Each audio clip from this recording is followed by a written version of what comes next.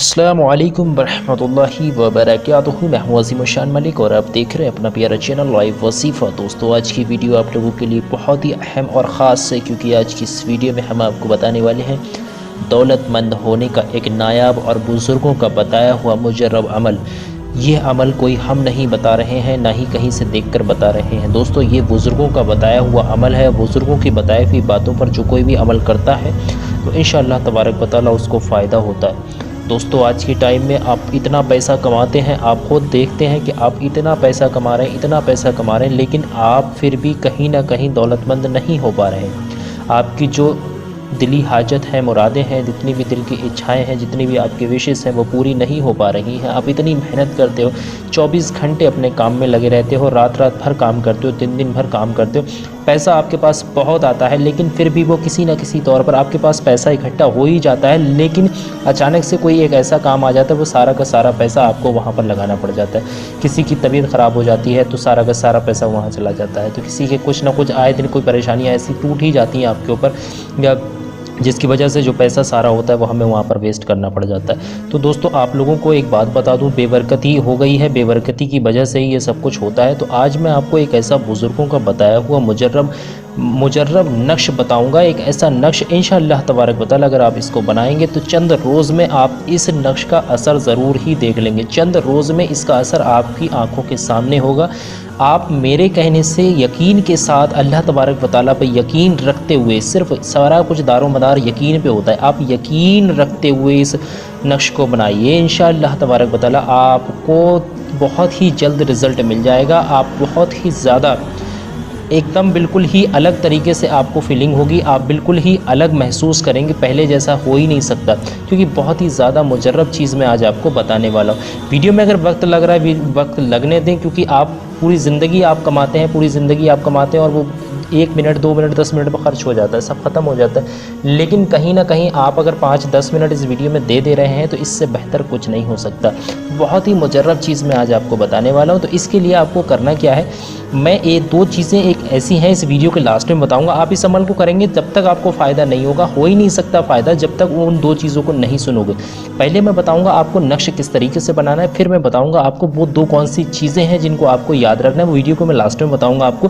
पहले मैं आपको बनाना सिखाता हूँ नक्श। नक्श बनाना बहुत ही निहायत ही आसान है, एकदम सरल तरीके से, कोई भी परेशानी की इसमें बात नहीं। कहीं नक्श को फेंकने नहीं जाना है, किसी दरिया में नहीं बहाना है, हर कोई बना सकता है इसको, हर किसी को इसके बनाने की इजाज़त आम है।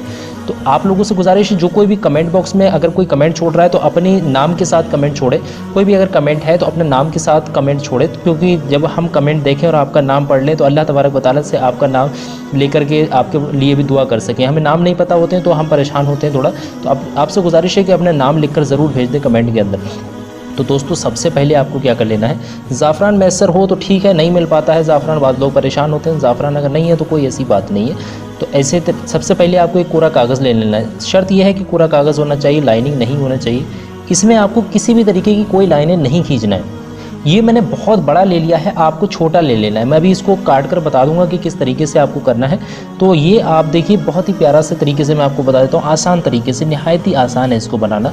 तो सबसे पहले आपको क्या करना है, यहाँ पर इसका ये वाला हमारा सीधा हाथ होता है और ये वाला उल्टा हाथ होता है। तो सीधे हाथ की तरफ से लिखना स्टार्ट करना है इसमें।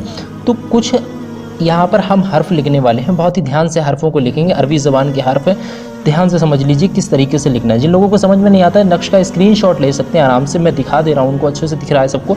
तो सबसे पहले आप देख लीजिए, यहाँ पर आपको भरना होगा इस वाली साइड से, यहाँ पर आपको लिखना है, लाइनें खींचना नहीं, यहाँ आपको बनाना है लाम। इस तरीके से लाम बना लीजिए और फिर आपको यहाँ पर बनाना है तोय। इस तरीके से तोय बना देंगे, इसी तरीके से आपको भरना है आपको। और यहाँ पर आपको छोटी ये बनाना है इस तरीके से, और उसके बाद आपको यहाँ पर फे लिख देना है। ये इतना बनाने के बाद 4 ही हर्फ लिखने, ज़्यादा इसमें आगे कुछ नहीं करना है। 4 हर्फ के बाद दूसरी लाइन में आएंगे, दूसरी लाइन के बाद आपको यहाँ दोबारा से फे लिखना है। हर्फ एक जैसे नहीं है, आगे पीछे हर्फों का बहुत ध्यान रखना है। फे जब आपने यहाँ लिख दिया, यहाँ पर आपको छोटी ये लिखना है इस तरीके से। उसके बाद देख रहे हैं कि यहाँ पर तोय लिखना है।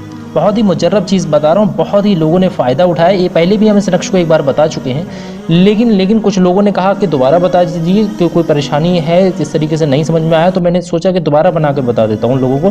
काफ़ी लोगों ने अच्छे कमेंट भी किए, हमें वाज़ा काफ़ी फ़ायदा हुआ है, काफ़ी लोगों ने बताया इसके बारे में। यहाँ पर तोय लिख देना है, यहाँ पर लाम बना देना है, और उसके बाद यहाँ पर आपको फ़े बना देना है, और उसके बाद यहाँ पर छोटी बना देना। 3 लाइनें मुकम्मल हो गई। एक जैसे नहीं है, यहाँ पर ध्यान से समझेंगे। देखिए यहाँ पर तोय था तो इसके नीचे फ़े है, ठीक है, इसके ऊपर क्या है, छोटी है। तो ऐसा नहीं कि सारे एक जैसे हैं, तो बहुत ध्यान से समझ लीजिए इस चीज़ को। लास्ट लाइन लिख रहा हूँ मैं यहाँ पर, देखिए यहाँ पर है आपका छोटी है, इस तरीके से छोटी बना देंगे। उसके बाद यहाँ पर देख रहे हैं ये फ़े है, फ़े बनकर तैयार होगा, और उसके बाद यहाँ पर लाम बनाना। लाम जब बन जाएगा तो उसके बाद यहाँ पर तोय बनाना है। इस तरीके से नक्श जो है वो आपका बनकर के तैयार होगा। जब ये नक्श बनकर तैयार होगा तब आपको क्या करना है, इस तरीके से कोई पटरी वगैरह ले लीजिए, जो फालतू वाला जितना भी है ना, इतना आप इसे यहाँ से निकाल दीजिए। ये चीज़ आप यहाँ से इसको निकाल दीजिए। अब ये है हमारा मेन नक्श, ये चीज़ है मेन असल नक्श। तो आप देख लीजिए, जो नहीं बना पा रहा है, जिसको समझ में नहीं आ रहा, वो स्क्रीनशॉट आराम से ले सकता है, मैंने बनाकर दिखा दिया।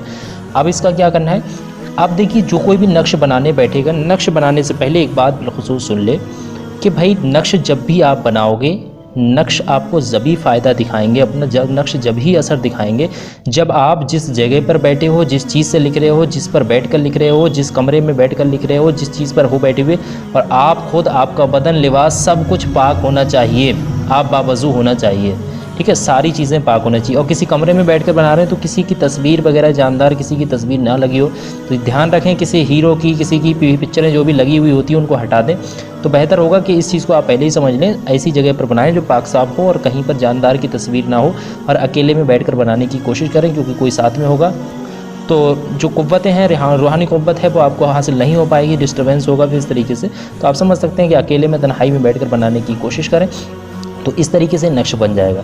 तो ये नक्श जब बन जाएगा, तैयार हो गया अब नक्श। अब उसके बाद आप देखेंगे कि आपको क्या करना है, फोल्ड कर लेना है इस नक्श को छोटी सी शक्ल में, ठीक है। जैसे कि मान लिया हमने ये नक्श बनाया हुआ है, ठीक है, इसको हम क्या करें, छोटी सी शक्ल में अगर हम इस तरीके से फोल्ड कर ले रहे हैं, इस तरीके से, मैं आपको सिर्फ एक फॉर्मेलिटी एग्जाम्पल के तौर पर बता दे रहा हूँ। जैसे कि हमने इस छोटी सी शक्ल में इस नक्श को फोल्ड कर लिया। अब क्या करना है, बहुत ध्यान से समझिए, ये नक्श जो है, ये नक्श आपको जब तक फ़ायदा नहीं करेगा, जब तक मैं 2 चीज़ें बता रहा हूँ, उनको बहुत ध्यान से सुन लिए।